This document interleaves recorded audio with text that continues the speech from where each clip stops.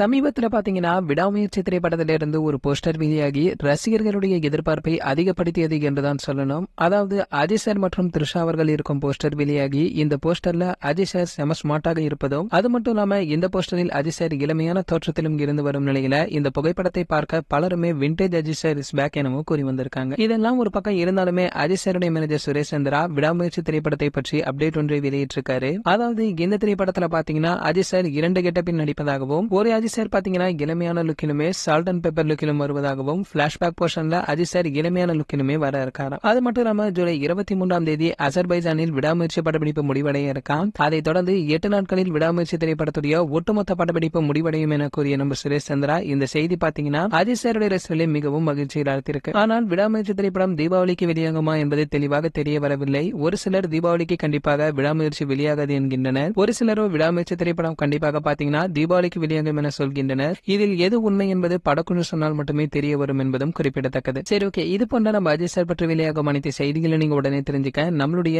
Ajay talkies நம்ம சேனலை subscribe பண்ணிக்கங்க. பக்கத்துல உள்ள பெல் ஐகானை கிளிக் பண்ணிட்டீங்கன்னா நீங்க நம்ம வீடியோவை மிஸ் பண்ணாம பார்க்கலாம்.